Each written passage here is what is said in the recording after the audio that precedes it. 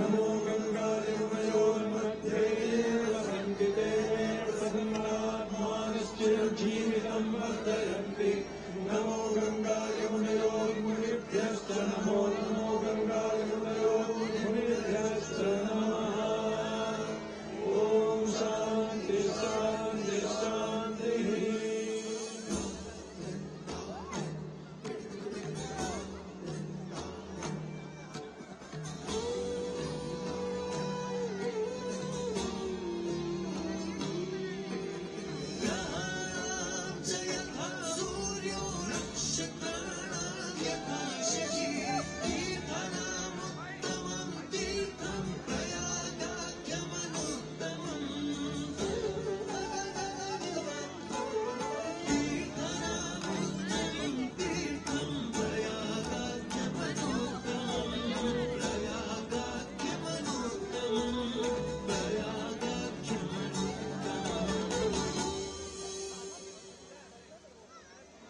सूर्य ग्रहों में श्रेष्ठ है और चंद्रमा नक्षत्रों में श्रेष्ठ है, उसी प्रकार प्रयाग सभी तीर्थों में सर्वश्रेष्ठ है।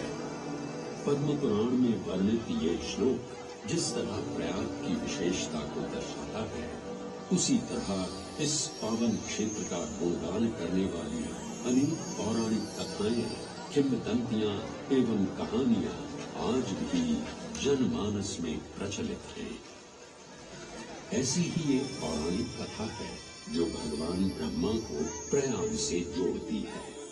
मान्यताओं के अनुसार भगवान ब्रह्मा को यज्ञ करने हेतु एक दिव्य स्थान की आवश्यकता थी, जिसके चयन को लेकर वे बड़ी ही दुविधा में थे। अपनी दुविधा के निवारण हेतु भगवान ब्रह्मा नागों के देवता महाराज शेषनाग के यहाँ पहुँचे और उनसे कहा, हे आदिशेष, मैं यज्ञ करने हेतु इस सृष्टि में एक ऐसा स्थान ढूंढ रहा हूँ जो दिव्यता और पवित्रता की दृष्टि से सर्वोत्तम हो। क्या आप मुझे ऐसा कोई उपयुक्त स्थान बता सकते हैं जो सभी तीर्थों में सर्वश्रेष्ठ हो? जगत रचयिता को मेरा प्रणाम। भगवान, मैं धन्य हूं कि आपने मुझे इस योग्य समझा। क्यों ना आप स्वयं ही सभी पवित्र स्थानों का मूल्यांकन करें? ऐसा कीजिए, आप तुला के एक पलड़े पर सप्तपुरियों को रखिए और दूसरे पलड़े पर भगवान विष्णु के स्थायी निवास प्रयाग को रखिए, जिसका भार सबसे अधिक आए। मेरे विचार में वही सर्वश्रेष्ठ तीर्थ होगा। इस मूल्यांकन के परिणाम स्वरूप प्रयाग का पलड़ा ही भारी रहा। इस तरह प्रयाग की प्रधानता सिद्ध हुई और तभी से इसे तीर्थों का राजा कहा जाने लगा। आज भी ऐसी मान्यता है कि भगवान ब्रह्मा ने गंगा नदी के पश्चिमी तट पर 10 अश्वमेध यज्ञ संपन्न किए थे। आज उस स्थान को हम दशाश्वमेध घाट के नाम से जानते हैं।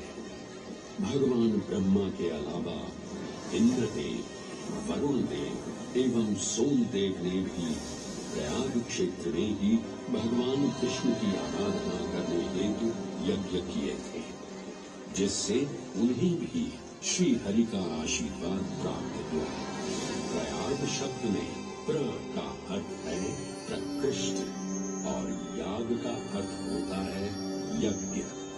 इसीलिए इन दो शब्दों से बना प्रयाग सबसे पवित्र स्थान माना जाता है। प्रयाग ही संसार में एकमात्र ऐसा पावन क्षेत्र है जहाँ 3 पवित्र नदियों का संगम होता है।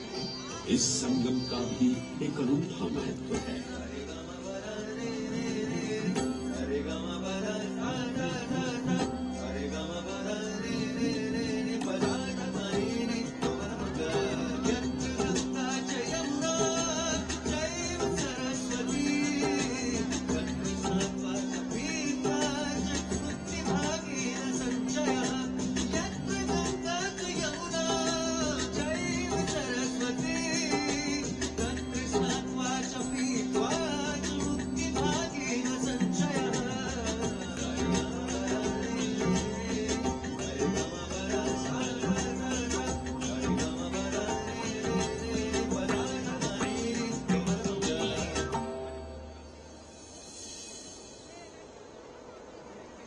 में गंगा, यमुना और सरस्वती जैसी 3 सबसे पवित्र और पूजनीय नदियों का दिव्य संगम होता है।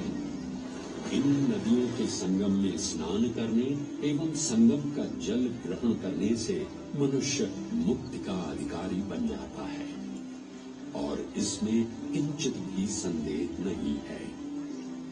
ब्रह्म पुराण में ब्रह्मा जी भी कहते हैं कि प्रयाग में सरस्वती जी अदृश्य रूप में आकर गंगा जी से मिलती हैं। इसलिए इस क्षेत्र को सरस्वती तीर्थ संगम भी कहा गया है। सरस्वती नदी के अदृश्य रूप से मिलने के पीछे भी एक पौराणिक कथा सुनने को मिलती है। ऐसा माना जाता है कि बद्रीनाथ क्षेत्र की गुफाओं में जब वेद व्यास जी भगवान गणेश को महाभारत की कथा सुना रहे थे, तब उस क्षण सरस्वती जी हिम शिखरों से टकराते हुए अपना मार्ग बनाती हुई बड़ी ही तीव्र